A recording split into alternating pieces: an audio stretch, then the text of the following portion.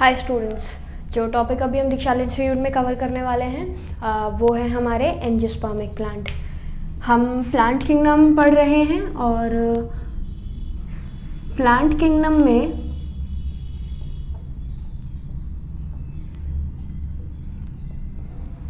हमने सबसे पहले जो पार्ट कवर किया वो एल्गी था, फिर ब्रायोफाइट्स पढ़े, टेरिडोफाइट्स पढ़े और जिम्नोस्पर्म्स पढ़े। हम प्लांट किंगडम की सबसे ज़्यादा हायर कैटेगरी में एंटर कर चुके हैं, दैट इज एंजियोस्पर्म्स।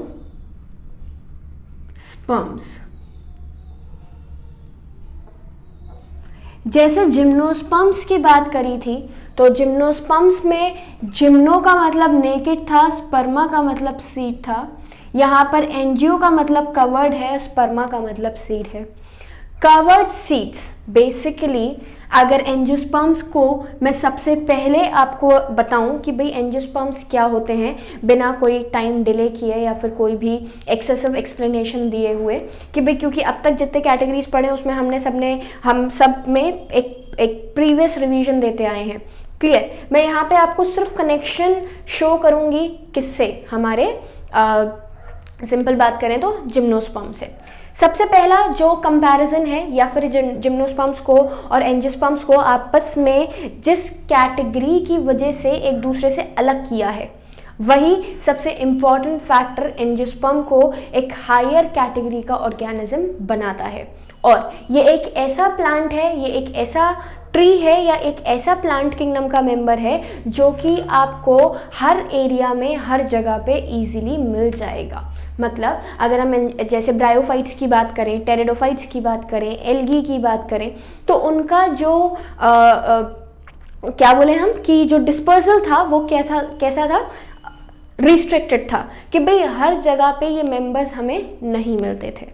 लेकिन जब भी हम बात करते हैं हमारे एंजियोस्पर्म्स की या फिर जिम्नोस्पर्म्स की, तो ये वो मेंबर्स हैं जो कि हर जगह पे कहीं पे भी मिल जाते हैं। क्यों मिल जाते हैं? Because of presence of the proper vascular bundle inside them, ठीक है, जिसकी वजह से टेरेस्ट्रियल अडेप्टेशन बहुत अच्छे से शो करते हैं। क्लियर?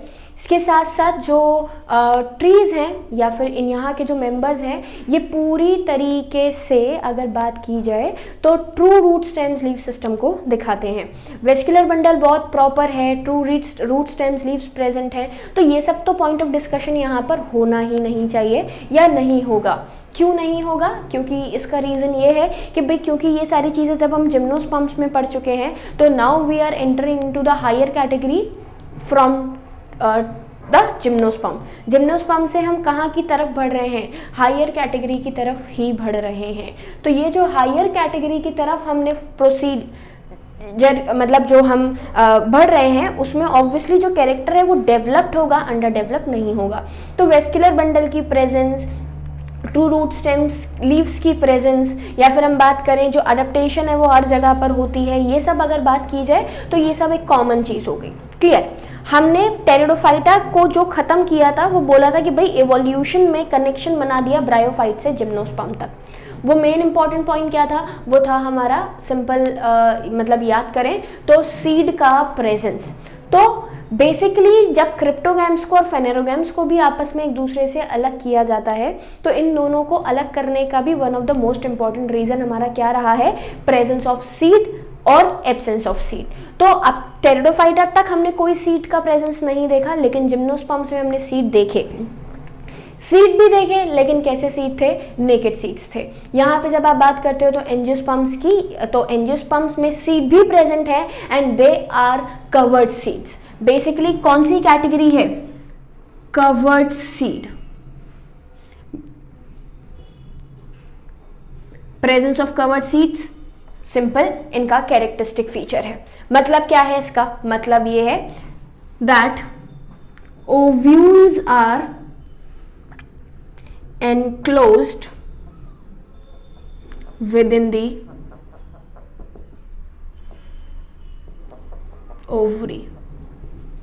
जो ओव्यूल्स हैं वो कहाँ पर सिचुएटेड होते हैं, किस जगह के अंदर प्रेजेंट होते हैं? तो हम क्या जवाब देते हैं? ओवरी के अंदर प्रेजेंट होते हैं। क्लियर?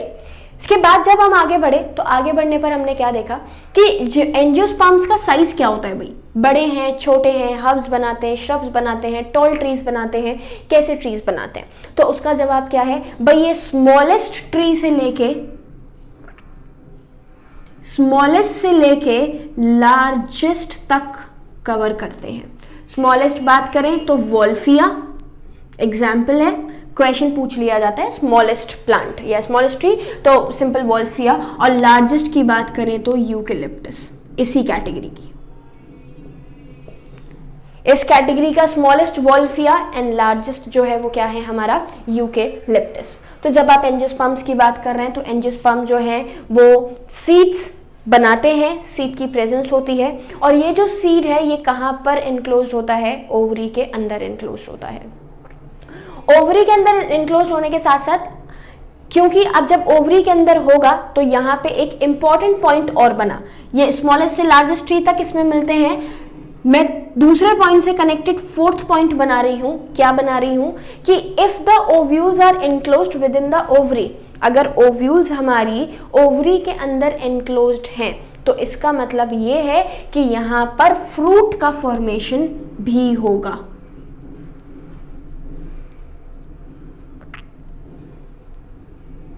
कैसे फ्रूट का फॉर्मेशन होगा भाई, ओवरी के अंदर ओव्यूल्स का होना, ओवरी के अंदर प्रेजेंस ऑफ ओव्यूल होना आपको ऐसा क्यों, क्या चेंज दिखा रहा है जो कि फ्रूट का फॉर्मेशन करवा देता है। तो समझे, जब हम इसका फर्टिलाइजेशन पढ़ेंगे, इसका रिप्रोडक्शन पढ़ेंगे, तो उसको समझने के लिए हमें सबसे पहले समझना पड़ेगा कि ये जो मेंबर्स हैं किसके, एंजियोस्पर्म्स के, इसमें जो मेल और फीमेल गेमेटोफाइट है उसमें जो ओवरी है, ओवरी में प्रेजेंट है हमारे ओव्यूल्स।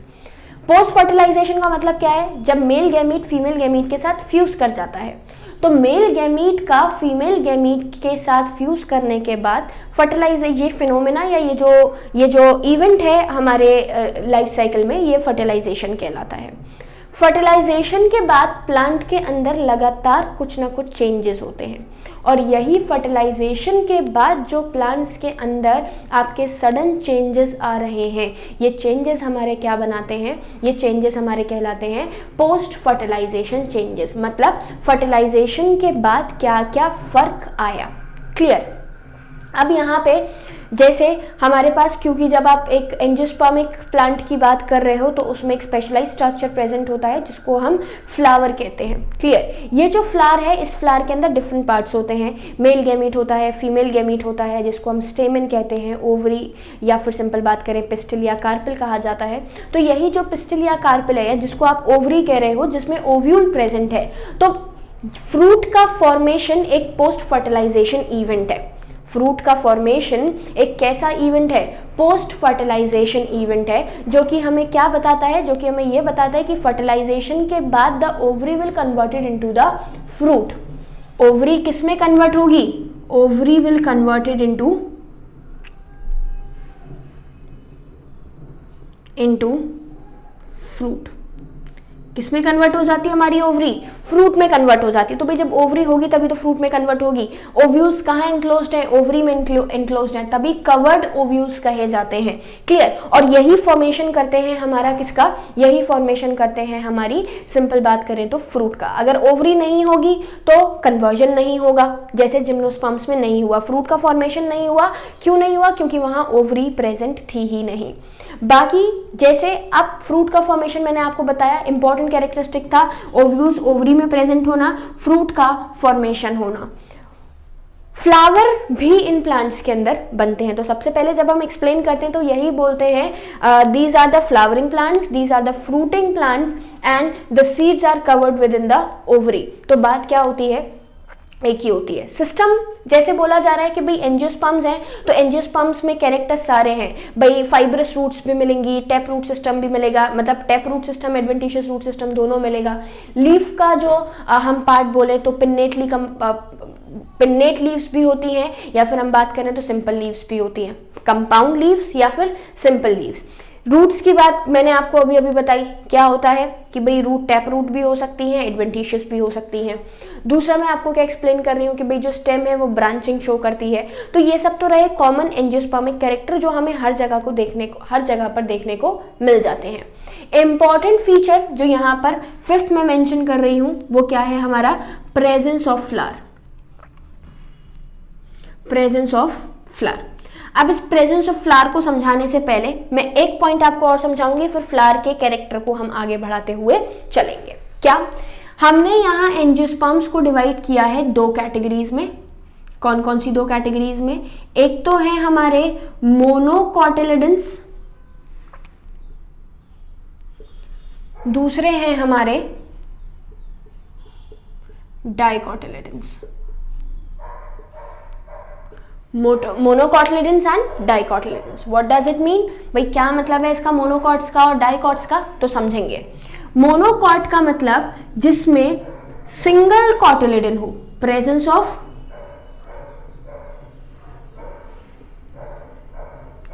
Single cotyledon. यहां पर हमने क्या बोला, प्रेजेंस ऑफ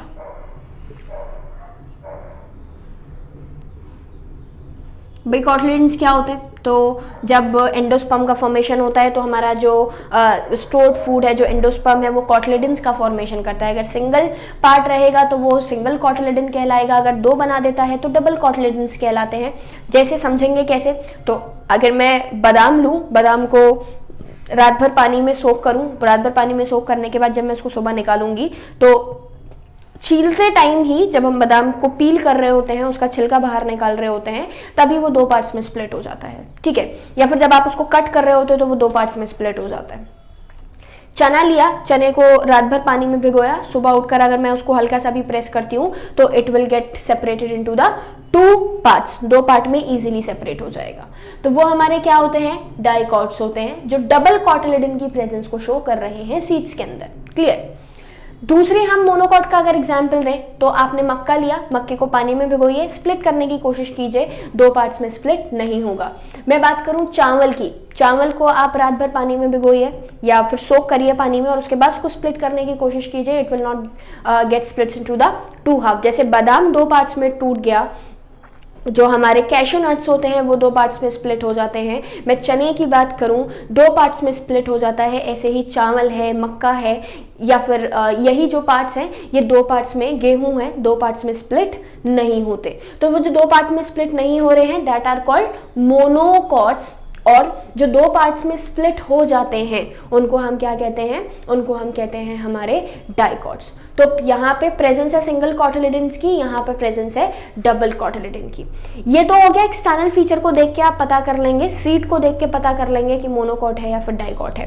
कुछ कैरेक्टर्स हमारे पास और हैं। एंजियोस्पर्म्स को 2 ही कैटेगरी में डिवाइड किया है। सीड तो है ही है, कवर्ड सीड है, लेकिन स्प्लिट होता है या फिर नहीं होता है, इसलिए 2 कैटेगरीज बना दी, मोनोकॉट एंड डाइकॉट। सेकेंड हम बात करें, यहाँ पे जो लीव्स हैं उस लीव्स में प्रेजेंट होता है पैरेलल वेनेशन। मैं कुछ मोनोकॉट और डाइकॉट के बहुत ज्यादा नहीं, 2-3-4 डिफरेंसेस बता रही हूं।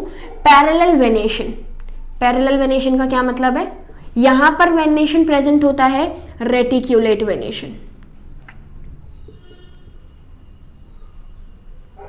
इसका क्या मतलब है, पैरेलल वेनेशन, जैसे आप लीफ देख रहे हो, लीफ में वीनलेट का अरेंजमेंट वेनेशन कहलाता है, मोर्फोलॉजी में पढ़ेंगे हम लोग। यहाँ पे 2 तरीके का वेनेशन होता है, या तो मेन जो आपकी वीनलेट है उसके अगेंस्ट जितनी भी आपकी जो वीन्स आएंगी वो उसके पैरेलल होंगी, ये कहलाता है पैरेलल वेनेशन, ये कहलाता है हमारा रेटिकुलेट वेनेशन। क्लियर? तो presence of single cotyledon parallel venation, presence of double cotyledon reticulate venation. Third मैं बात करूं किसकी, थर्ड हम बात करते हैं हमारी पेंटामेरस और ट्राइमेरस कंडीशन की। जो हमारा फ्लावर है उस फ्लावर में जो लीव पत्तियां हैं, जो पैटल्स हैं, वो पैटल्स 3 हैं, 4 हैं, 5 हैं, कितनी हैं, तो ये होती हैं हमारी ज्यादातर ट्राइमेरस मोनोकॉट में, और अगर मैं बात करूं आपके डाइकॉट की तो ये होती हैं हमारी पेंटामेरस। कैसी कंडीशन बनाती हैं? पेंटामेरस मतलब 5 पत्तियां, पेटल्स, यहाँ पे 3 पत्तियां मतलब 3 पेटल्स। डिफरेंसेस कई सारे हैं, मैं सिर्फ आपको मेजर जो कभी कभी पूछ लिए जाते हैं, इस पे क्वेश्चन बता दिए जाते हैं, वो बता रही हूँ। मोनोकॉट में सेकेंडरी ग्रोथ जैसे रूट हैं, स्टेम्स हैं, लीव्स हैं, तो रूट स्टेम लीव्स के अंदर हर जगह पे आप बोलो कि भाई सेकेंडरी ग्रोथ होगी तो नहीं। क्यों? क्योंकि इनके जाइलम और फ्लोएम वेस्कुलर बंडल्स के बीच में कैम्बियम प्रेजेंट नहीं होता है। क्लियर? और यहां पे अगर मैं बात करूं तो सेकेंडरी ग्रोथ प्रेजेंट होती है।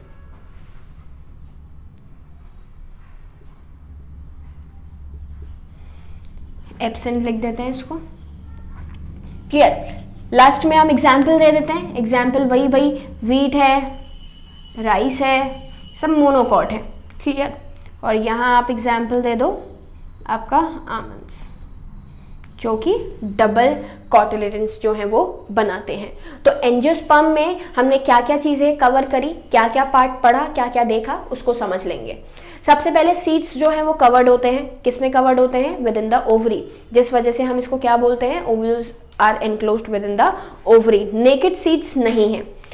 फ्रूटिंग करते हैं, फ्लावरिंग करते हैं, इसके साथ साथ फ्रूट का फॉर्मेशन होता है। ये सारी की सारी चीज़ें कनेक्ट करती हैं हमें किससे? ओवरी से, कि भाई पोस्ट फर्टिलाइजेशन चेंजेस होने के बाद फ्रूट का भी फॉर्मेशन हो जाएगा, आपका कवर्ड सीड भी बन जाएगा। ठीक है, तो ये सब कवर्ड सीड की वजह से हो रहा है। ठीक है, आगे हमने क्या देखा? प्रेजेंस है किसकी? फ्लावर्स की। फ्लावर की प्रेजेंस अभी हम डिटेल में समझने वाले हैं। स्मॉलेस्ट से लेके, मतलब अगर पूछा जाए कि भाई एंजियोस्पर्म्स जो हैं वो किस तरीके का रेंज शो करते हैं, छोटे प्लांट्स हैं, बुशेज हैं, हर्ब्स हैं, मीडियम ट्रीज हैं, टॉल ट्रीज हैं, तो इसका जवाब क्या है? इसका जवाब है कि भाई हर तरीके के ट्रीज जो हैं वो हमारे एंजियोस्पर्म्स हैं। आगे हमने एंजियोस्पर्म्स को 2 कैटेगरीज में डिवाइड किया, एक तो मोनोकॉटिलेडन्स और दूसरे डाइकॉटिलेडन्स, जिसको हम मोनोकॉट्स और डाइकॉट्स भी कहते हैं। मोनोकॉट्स मतलब सिंगल कॉटिलेडन की प्रेजेंस होगी और डाइकॉट का मतलब है डबल कॉटिलेडन्स की प्रेजेंस होगी। मैंने आपको बताया डबल और सिंगल में फर्क क्या है। पैरेलल वेनेशन शो करते हैं मोनोकॉट्स, रेटिकुलेट वेनेशन शो करते हैं हमारा डाइकॉट्स।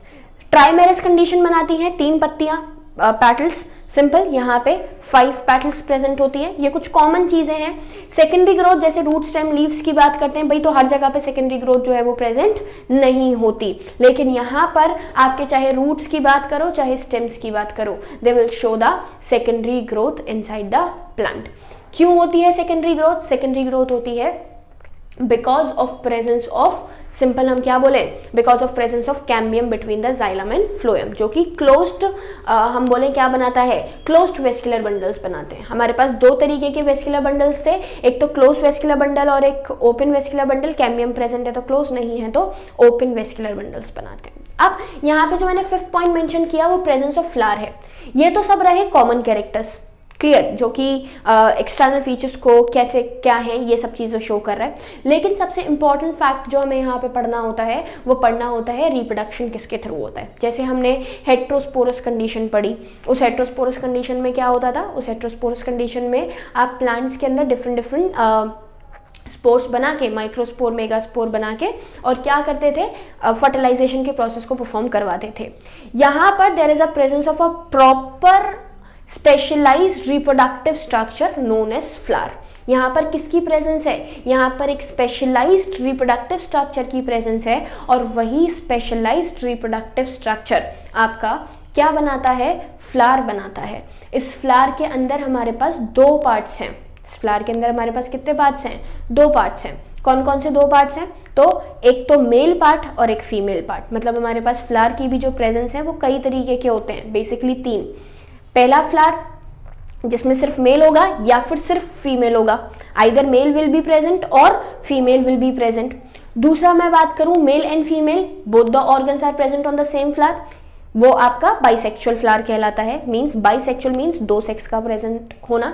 और नेक्स्ट हम बात करते हैं आपके न्यूट्रल फ्लावर की, जिसपे ना तो मेल होता है और ना ही फीमेल होता है। जैसे जिम्नोस्पर्म्स में हमने पढ़े थे पाइनस और साइकस। तो पाइनस जो हैं आपके वो सिंपल, साइकस की बात करें तो भाई मेल और फीमेल का एक साथ प्रेजेंट होना या फिर अलग होना, जो वहाँ पर हमने मेंशन किया था, सेम कुछ यहाँ पर भी है। हर जगह पे कैटेगरीज जो हैं वो अलग हो जाती हैं। कोई कैटेगरी सेम नहीं बना रहे कि भाई मोनोकॉट में सारे यूनिसेक्सुअल होंगे, डाइकॉट में सारे बाइसेक्सुअल होंगे, या फिर यहाँ पे सारे बाइसेक्सुअल होंगे, यहाँ पे सारे यूनिसेक्सुअल होंगे, तो ऐसा कोई डिफरेंस यहाँ पे नहीं है।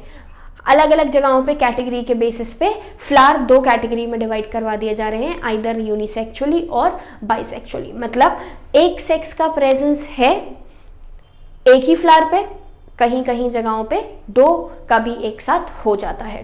तो ये कोई कैटेगरी नहीं बनाता, वो फ्लावर टू फ्लावर चेंजेस हो जाते हैं। अब कैसे रिप्रोडक्शन होता है, मतलब फ्लावर के थ्रू आप कैसे रिप्रोडक्शन को परफॉर्म करवा रहे हो, सेक्सुअल रिप्रोडक्शन, जो कि यहाँ का एंजियोस्पर्म का सबसे सबसे सबसे इंपॉर्टेंट कैरेक्टरिस्टिक फीचर है।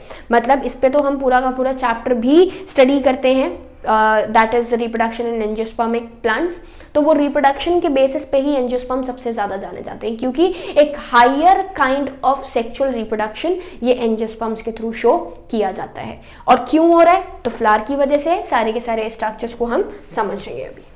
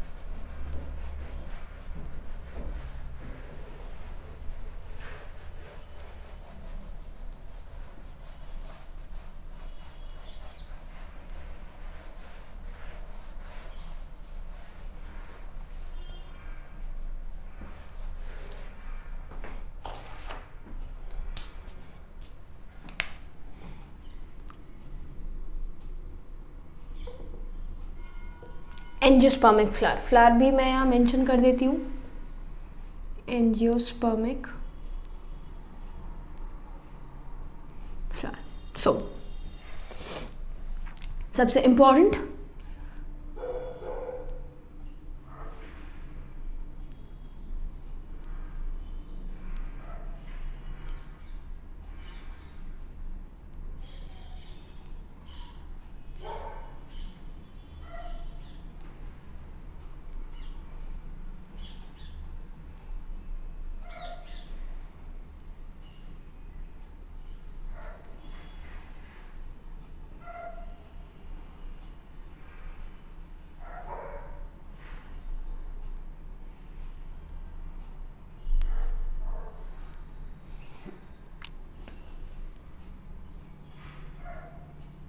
कॉमन चीज़ें देखेंगे।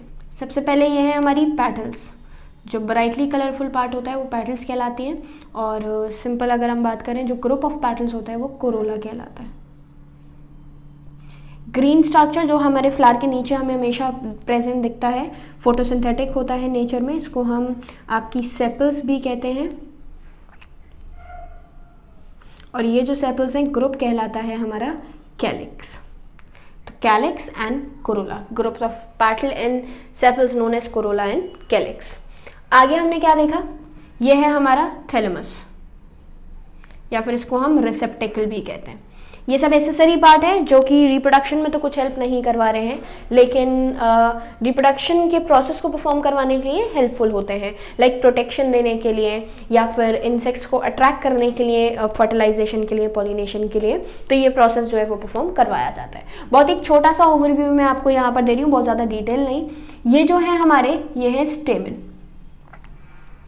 और ये जो आपको दिख रही है ये है या तो पिस्टल कहते हैं इसको, या फिर कार्पल कहते हैं। Group of stamen is known as androecium, archegonium, antheridium अब हमें यहाँ नहीं पढ़ना, वो हमने जिम्नो तक ही पढ़ा। यहाँ पे प्रॉपर स्टेमन मेल गैमेटोफाइट को नाम दिया जाता है, और group of stamens is known as androecium. और यहाँ पर ग्रुप ऑफ पिस्टल या फिर carpel is known as gynoecium. Androecium and we have androecium and gynoecium. अब देखें, यह है आपका स्टेमन,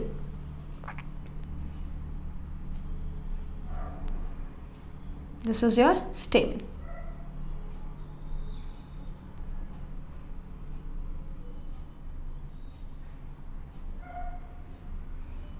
इस स्टेमन में 3 पार्ट्स होते हैं।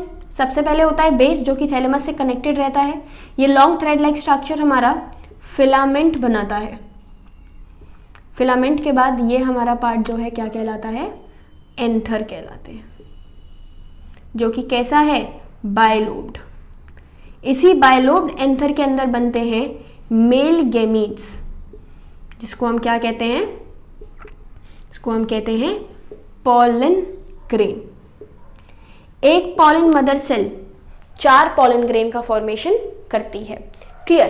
तो मेल गैमीट का फॉर्मेशन होता है हमारे एंथर के अंदर या फिर स्टेमिन के अंदर, और अगर मैं फीमेल गैमीट की बात करूं तो ये प्रेजेंट होता है हमारा ये इधर ओवरी में।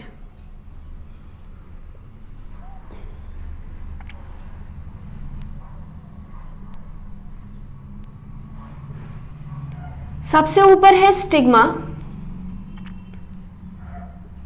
ये लॉन्ग सिलिंड्रिकल पार्ट जो दिख रहा है, this is your style.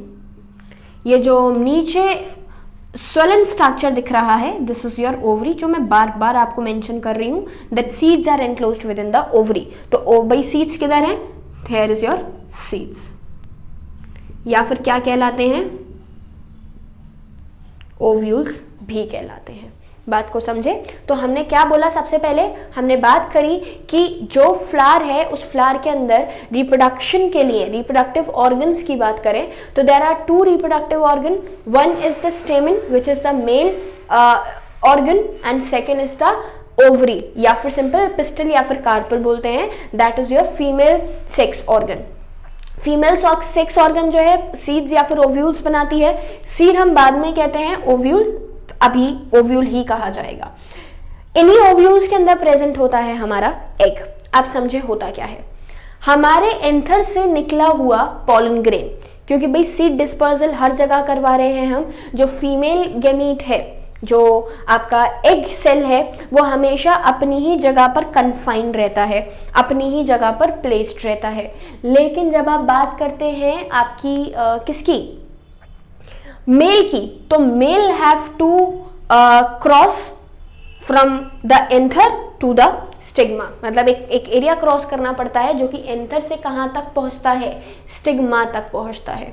Clear. तो जब भी आप बात करते हैं हमारे सिंपल क्या बोले, मेल सेक्स ऑर्गन की और फीमेल सेक्स ऑर्गन की, तो female sex organ will remain, sex organ तो कन्फाइंड ही रहेगा अपनी प्लेस पे, gamete, female gamete will remain confined to its original position और original place, but the male gamete have to came from the anther to the stigma.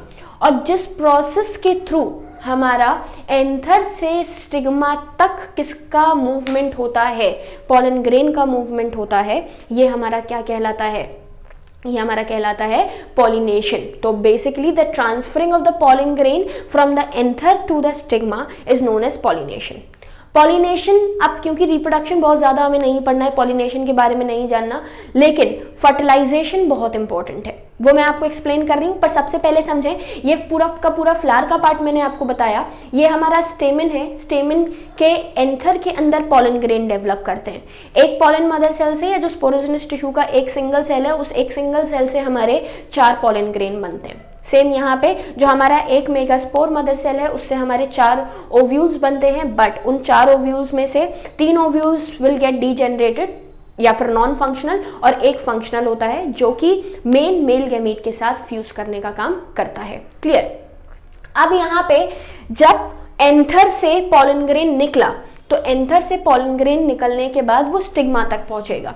जिस process के through वो anther से निकल के स्टिग्मा तक पहुंच रहा है, वो प्रोसेस क्या कहलाती है, हमारी पॉलिनेशन कहलाती है। बहुत ही क्रूशियल स्टेप है। एजेंट्स ऑफ पॉलिनेशन भी यहाँ पे प्रेजेंट होते हैं। इंसेक्ट्स है, एयर है, विंड है, वाटर है, एनिमल्स हैं, बर्ड्स, एनिमल्स में बर्ड्स वगैरह भी आ गए। तो ये आपके क्या होते हैं, एजेंट्स ऑफ पॉलिनेशन होते हैं। पॉलिनेशन हो गया। दूसरा इंपॉर्टेंट जो पार्ट है वो क्या है कि जब यहाँ पर पॉलन ग्रेन आ गया, तो यहाँ तक पॉलन ग्रेन के आने के बाद अब एक्चुअल फर्टिलाइजेशन कैसे होता है ये समझना है हमें।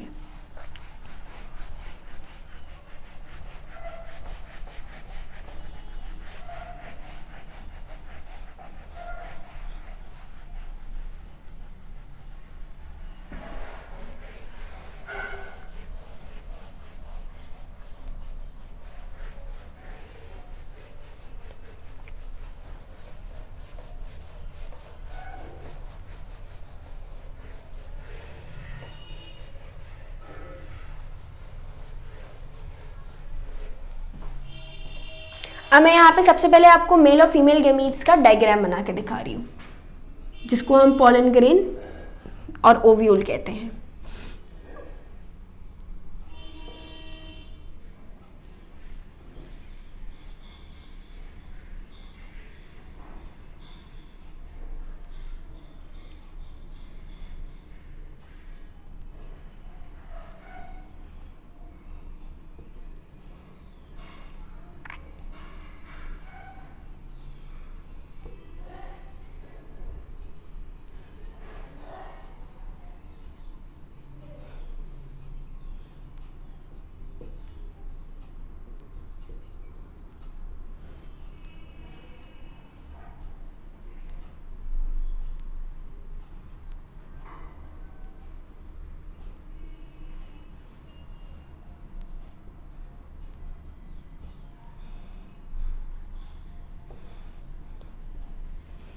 यहाँ पे पॉलन ग्रेन की बात करें भाई, तो एक्सटर्नल स्ट्रक्चर हमारा एक्साइन है, जो कि स्पोरोपोलन से मिलकर बना होता है, जो कि नॉन डिग्रेडेबल कंपोनेंट है, इजीली डिग्रेड नहीं होता है। इस वजह से यहाँ पे छोटे छोटे पोर्स प्रेजेंट है, ताकि पॉलन का जो न्यूक्लियस है वो फीमेल से फ्यूज करने के लिए बाहर आ सके। इंटाइन अंदर की लेयर है, 2 डबल लेयर्ड होता है, outer exine, inner intine. 2 cells हैं, एक तो मेजर और एक माइनर। जो मेजर है वो वेजिटेटिव सेल है, एक न्यूक्लियस रखता है। जनरेटिव सेल भी एक ही रखता है, कुछ कुछ स्पीशीज में 2 होते हैं, या फिर ये जनरेटिव सेल पॉलन ट्यूब बनाने के टाइम पर क्या करता है, आपका 2 पार्ट में स्प्लिट हो जाता है। अब देखें, मैं आपको ओवरी डायरेक्ट समझाऊंगी। तो ये है हमारा स्टिग्मा, पॉलिनेशन भी समझेंगे, पॉलन ट्यूब का फॉर्मेशन भी समझेंगे, और ओवरी भी, ओव्यूल भी समझेंगे। यहाँ पर है हमारा ये ओव्यूल,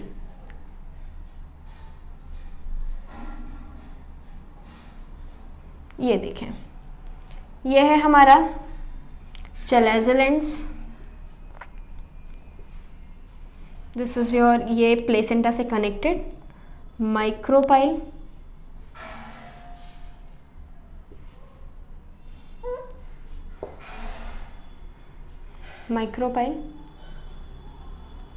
फनेकल,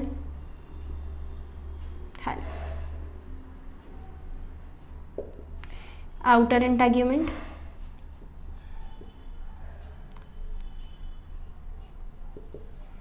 इनर इंटेग्यूमेंट।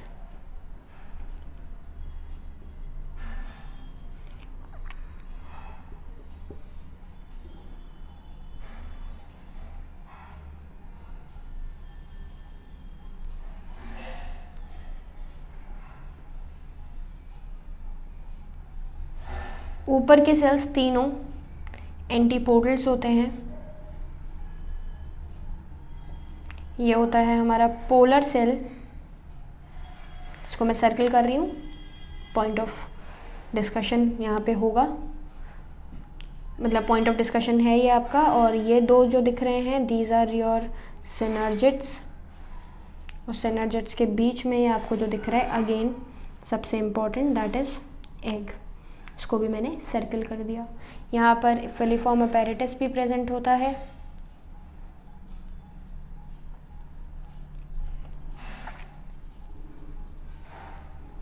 ओके, अब होता क्या है, जब ये जम पॉलन ग्रेन यहाँ पे गिरने पर it will start forming pollen tube.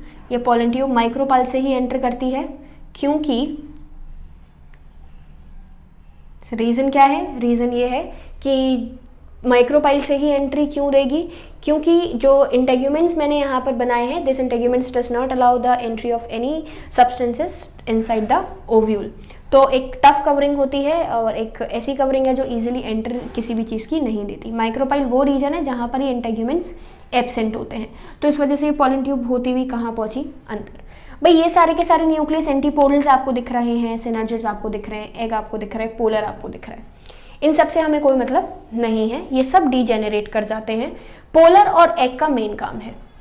इसके साथ साथ यहाँ पे हमने 3 न्यूक्लियस देखे, जिसमें से एक न्यूक्लियस सबसे पहले यूज हो चुका है पॉलन ट्यूब को बनाने में। बाकी के बचे हुए कितने न्यूक्लियस नीचे आ रहे हैं, 2 न्यूक्लियस।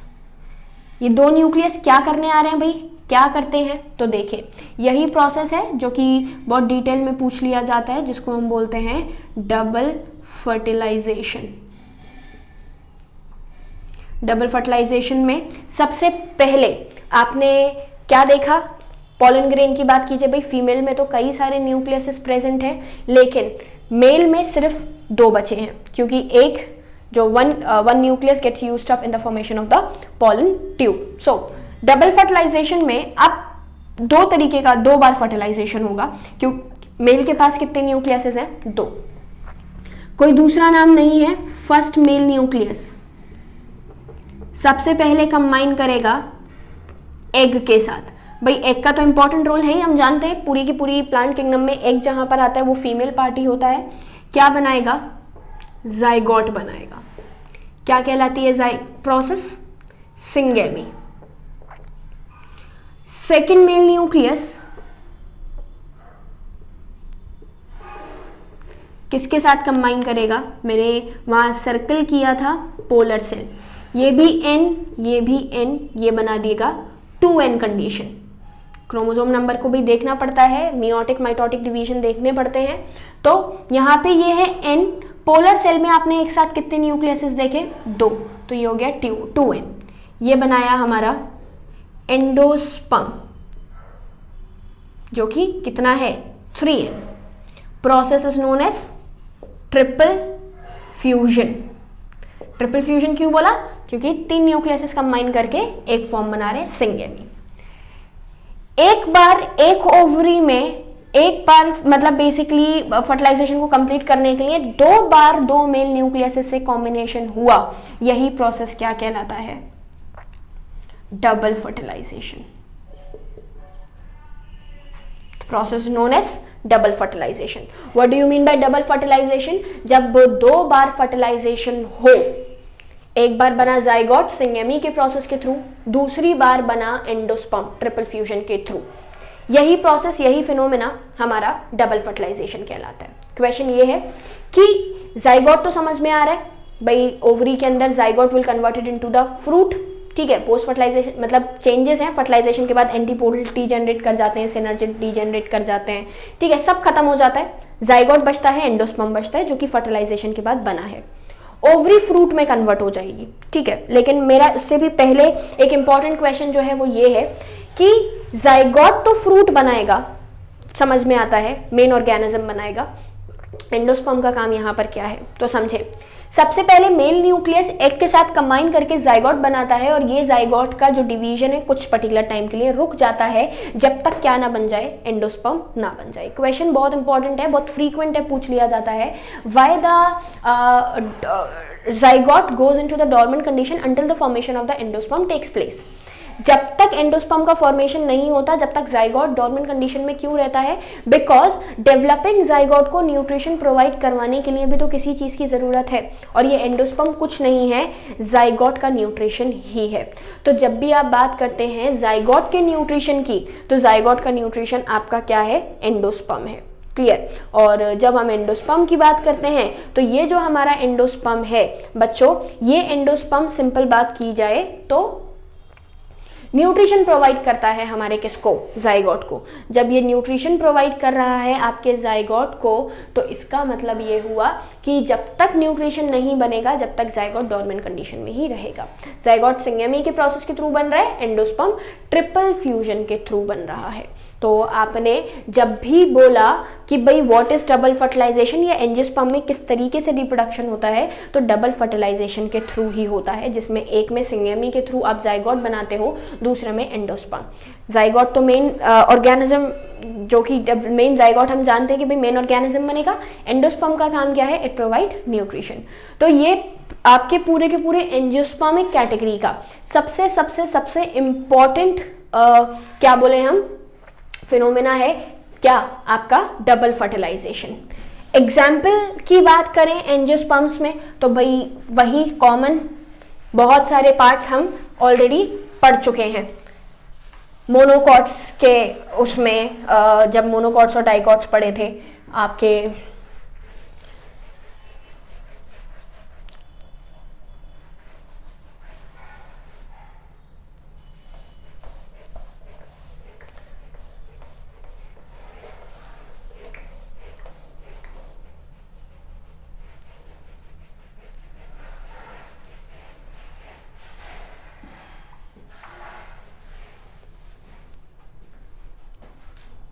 सो प्लांट किंगडम में गैमिडोफिटिक फेज, स्पोरोफिटिक फेज बहुत ज़्यादा इंपॉर्टेंट है। जितनी पार्ट हमने पढ़ा, कहाँ पे कौन सा डोमिनेंट है, कौन सा रिसेसिव है, एग्जाम्पल्स बहुत ज़्यादा इंपॉर्टेंट है, कैरेक्टरिस्टिक फीचर्स जो है वो बहुत ज़्यादा इंपॉर्टेंट है।